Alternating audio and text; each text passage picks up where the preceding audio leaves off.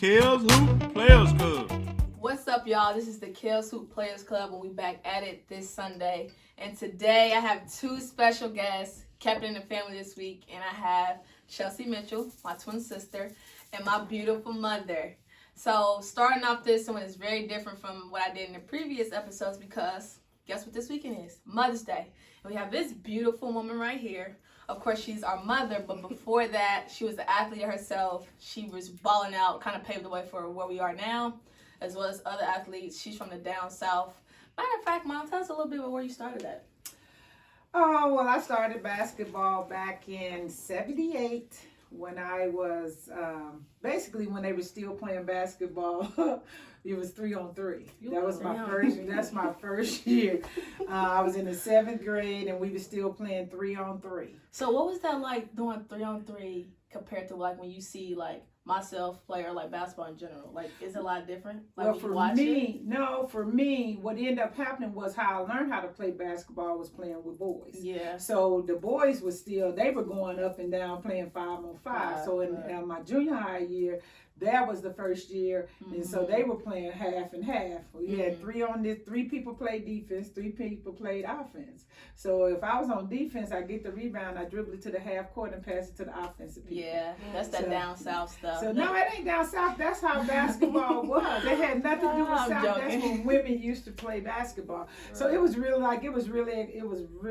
exciting time back then. So okay, so like talk about like Mom, kind of like where you started, like as far as like you go from high school to college. Like what was your journey? Because your journey is kind of like similar to a lot of kids nowadays. They do a lot of transferring and go to where what's best for them. And people think it's like all of a sudden happened now, but in reality, you know, you never know people's situations. It's been going on for a while because right. I graduated from high school in '84.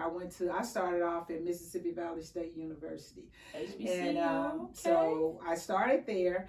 And my first year, it went well, but, you know, basketball was okay. Basketball wasn't on the college level how it was to me on the basketball level.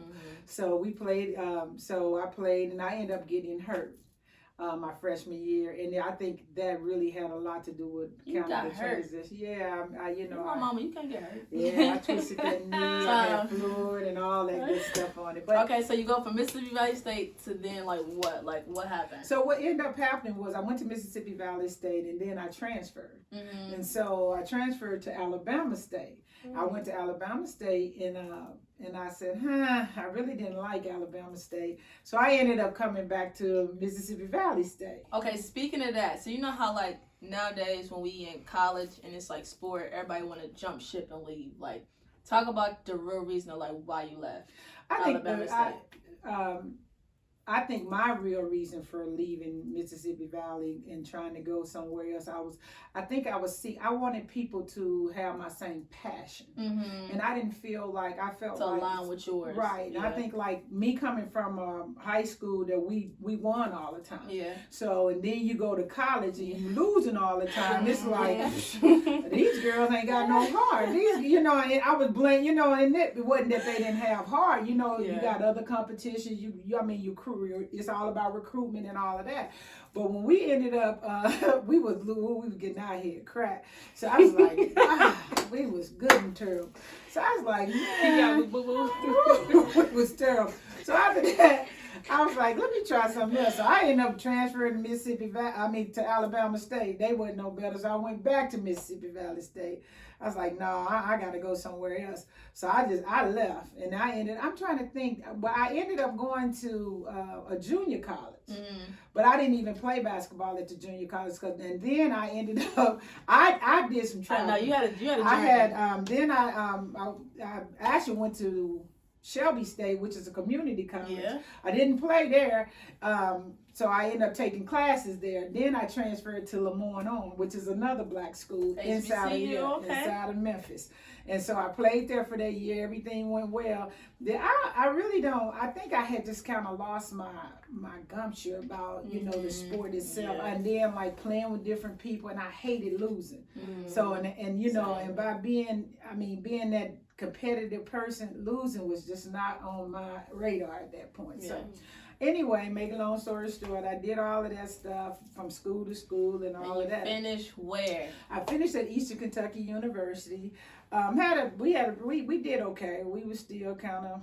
And so you met Dad your first, second, third, or fourth year? My first year there. Oh, Actually, when I checked in, I checked. Love at first sight. When I was checking, when I checked in, I was actually checking in to school. I came up early. Check-in was on Sunday. I checked in on Saturday.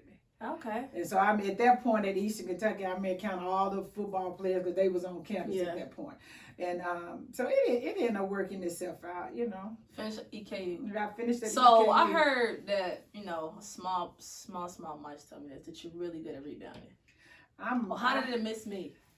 I don't know, you know.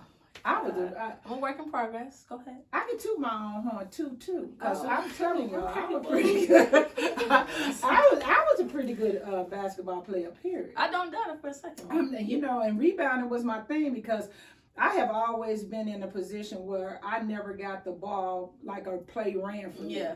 So nothing was ran for me. So I figured like you gotta go find a way to get it. I can stay score. Included. Yeah. And so, what I did was I rebound and I put it back up. I hollered.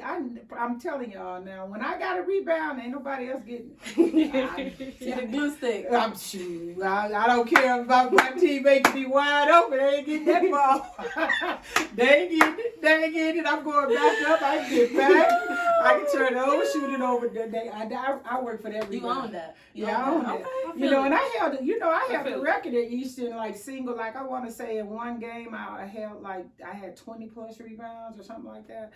I'm not quite sure, but yeah. So I held it for a while. You just shy by saying 20 rebounds.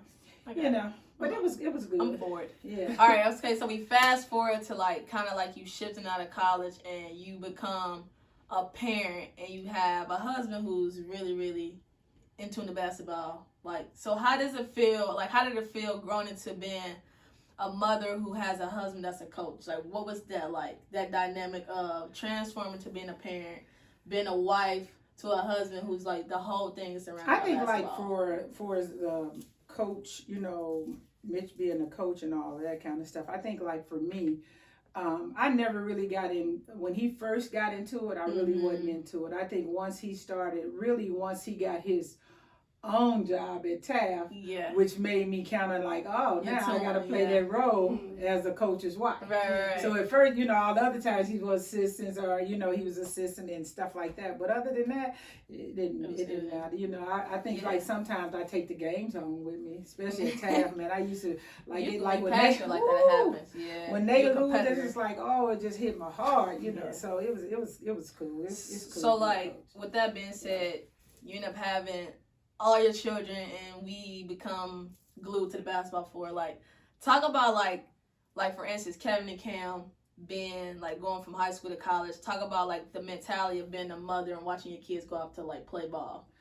I just think like when I looked at Kevin and Cam always have been around basketball. So it was like, you know, it was a passion thing for them. Yeah. So, you know, I just always been the cheerleader. You know, I've never been one of those parents like, you gotta do that. You know, I've never been one of those parents. I mean, y'all know I coached y'all and I used to, you know, I used to be like, whatever, you know, if we playing against little sisters, I was like, for real though, y'all gonna let little sisters beat us like that, you know? So I've never been one of those parents like, you gotta play basketball, you gotta do this, you gotta do that. But what I did do, like if you were involved in anything, I never let y'all quit anything. So when it came to you ain't quitting. It ain't happening. You know, if it's 6 weeks, you're gonna go for 6 weeks. Man, what? You make me do that for a try. So it was just one of those things that I always just. So, but like for real, man, that mentality is different because now, like, you don't have a lot of like parents that want their kids to like stick through. A lot of parents now like pull their kid out. Like, can you kind of like explain like why it's important to like kind of let your kids like be your kids and not try to be so overwhelming, overbearing? I just like, my thing is, even though y'all in sports period, even if y'all was playing marbles, if you know, if it was a marble club, you was on stay. If it said 6 weeks on that piece of paper, you would do it for 6 weeks.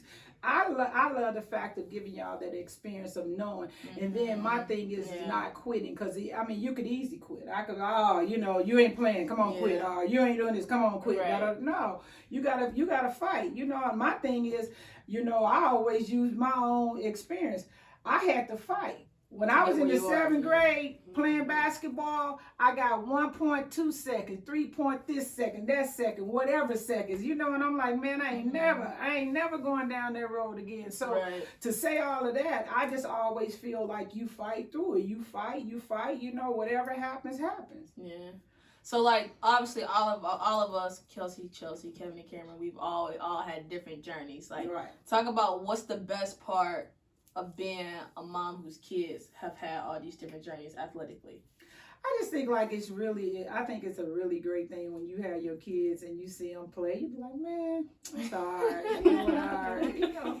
Because I never been one of the ones like, what are y'all doing, screaming and hollering and all that kind of stuff. You know, I always say, you know, just let us I'm like turn the page, you know, come on, you know, whatever, you know, turn the page, go to the next mile or whatever, you know. But I just feel like, you know, I think sports basically open a lot of doors for a lot of situations, and I love sports. You know, I got 2 granddaughters now. That's my next squad. Okay.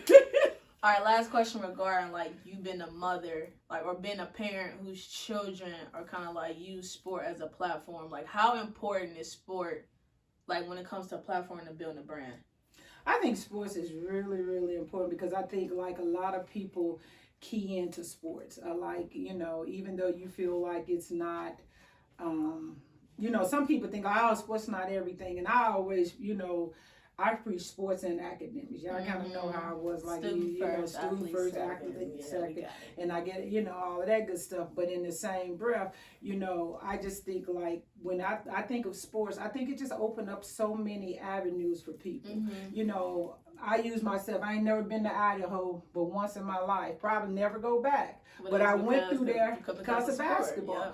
You know, I've been a lot of places all because of basketball. I said the same about North Dakota, like being able to play abroad and the different countries. Like when we went to Brazil, but you can't say like without sport. I never say I could say I would be in. Without sport, we at least say that you've been because of what sport kind of allowed you to do. Mom, question for you: when it comes to when it's all said and done, and it comes to where you are now, could you honestly say that you're proud of where we as your children have gone regarding sport and life?